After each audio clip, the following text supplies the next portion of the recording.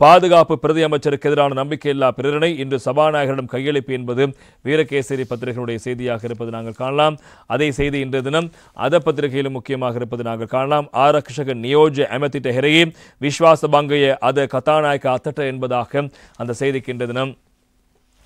அத பத்திரிகையும் தலைப்பெற்றுவதை நாங்கள் காணக்கூடியதாக இருக்கு. அது குறித்து நாங்கள் இப்போது விரிவாக பார்க்கலாம். பாதுகாப்பு பிரதி அமைச்சர் மேஜர் ஜெனரல் ஓய்வு நிலை அருண் ஜெயசேகரவுக்கு எதிராக ஐக்கிய மக்கள் சக்தி இன்று சபாநாயகர் ஜகத் விக்ரமரத்னவிடம் நம்பிக்கையில்லா பிரேரணை கையளிக்கவிருக்கிறது. அருண் ஜெயசேகர பாதுகாப்பு பிரதி அமைச்சராக செயல்படுகின்ற நிலையில் உயிர்த்த ஞாயிறு குண்டு தாக்குதல் தொடர்பான விசாரணைகள் எவ்வாறு சுயாதீனமான முறையில் இடம்பெறும் என்று கேள்வி எழுப்பி அவருக்கு எதிராக ஐக்கிய மக்கள் சக்தி 15 குற்றச்சாட்டுகளை முன்வைத்து இந்த நம்பிக்கையில்லா பிரேரணை கொண்டு வருகிறது. எனவே உயிர்த்த ஞாயிறு தாக்குதல் தொடர்பான விசாரணைகளில் முக்கியமான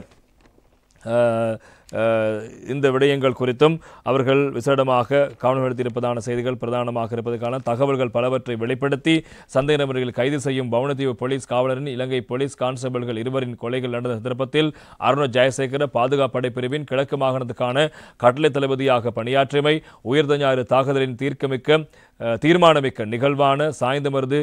பொலிவேரியன் கிராமத்தின் சம்பவம் நடந்த சந்தர்ப்பத்தில் அருண் ஜெயசேகர பாதுகாப்பு படை பிரிவின் தளபதியாக பணியாற்றமை உரிய சம்பவம் தொடர்பில் விசாரணை நடத்தும் குற்றப்புலனாய்வு திணைக்களம் கொழும்பு கோட்டை நீதவான் நீதிமன்றத்திலிருந்து இலங்கை இராணுவத்தின் சிலருக்கு எதிராக வெளிநாட்டு பயணத்தடையை பெற்றமை கட்டுவாப்பிட்டி தேவாலயத்தின் குண்டுதாரி அஸ்துன் என்பவரின் மனைவி என்று அழைக்கப்படும் ஜாரா ஜஸ்பின் மறுபெயர் புலஸ்தினி மகேந்திரன் சாய்ந்தமருதுவில் குறித்த இடத்தில் இருந்ததாகவும் குண்டு வெடித்த பின்னரும் அவர் உயிருடன் இருந்ததாகவும் சஹ்ரானின் மனைவி ஃபாத்திமா ஹாதியா தெரிவித்துள்ளதால் குற்றப்புலனாய்வு திணைக்களமும் அவர் இறந்துவிட்டதாக கூறப்பட்ட சம்பவம் சந்தேகத்துக்குரியது என்று தெரிவித்தமை உரிய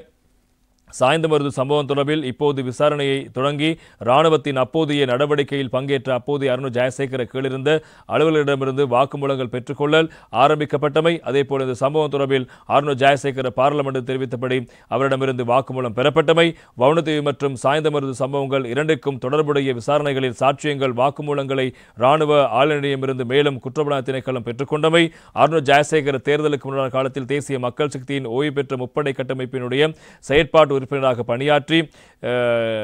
அந்த பணியாற்றியிருந்த விடயங்கள் தொடர்பான விடயங்களும் இங்கே குறிப்பிடப்பட்டிருக்கின்றன. இவ்வாறு இருக்க இந்த விசாரணைகளோடு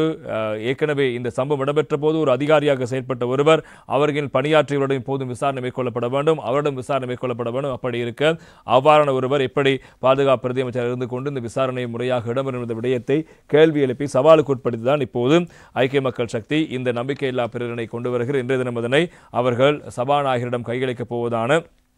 செய்திகளும் பிரதானமான செய்திகளாக இடம்பெடுத்திருப்பதை நாங்கள் காணக்கூடியதாக இருக்கிறது.